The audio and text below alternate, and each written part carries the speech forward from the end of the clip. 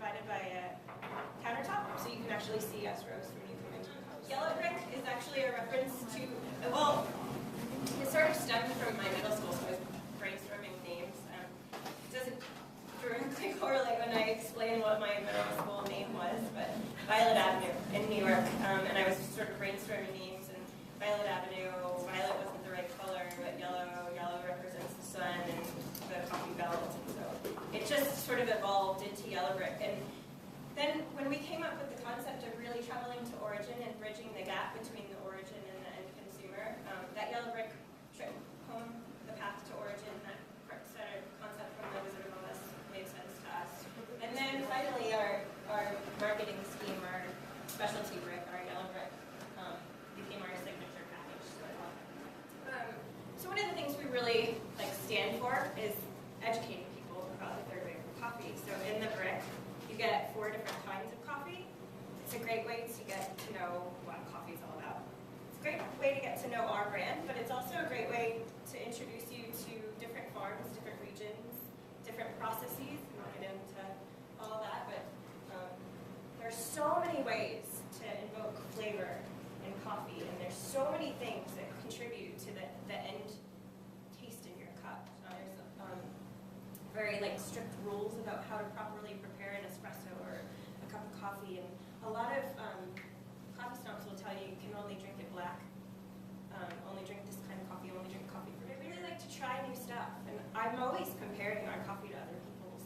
I think that's how you grow. One of the biggest compliments we get at farmers markets is when people say, "Oh my God, you don't need cream or sugar in this coffee." So I'm anxious to see it. I've been written up a couple times in local newspapers and stuff, and through different coffee networks, people kind of get to know our name a little bit.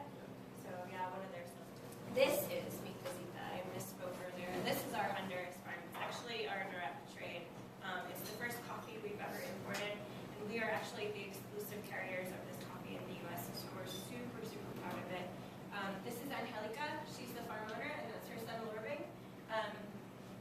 Good to have David around, Spanish speaker, because they actually don't speak English. It's an interesting concept to do direct trade with a lot of people in Central America. We actually established a relationship for direct trade. So we've carried her coffee for 2 years in a row now, and this will be the 3rd year that we're going to import her coffee. Bella Vista. Bella Vista is a major washing station in the center of Guatemala in Antigua. They do an awesome job because they provide traceable coffee. So they work with really small farmers, and they actually trace their coffee all the way through the washing process.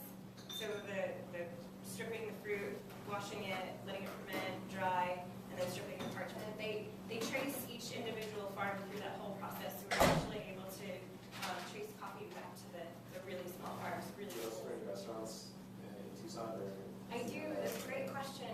So one of our main focuses is wholesale. So we roast for restaurants and coffee shops in Tucson. Some of the better known ones are the new installation downtown called Maker House. It promotes artwork in Tucson, so it's kind of like a collaboration center. And in the middle of their 15,000 square foot mansion, it used to be the mansion, the Bates Mansion downtown. There's a coffee shop, and we're their exclusive roaster. It's one of our newest accounts, and we're super proud to be there. When distinguishing what farmers you want to choose from to import their coffee, what do you look for? What qualities or what do you look for in farmers? Yeah, that's a really good question. So the first thing we want to do is we want to really represent what we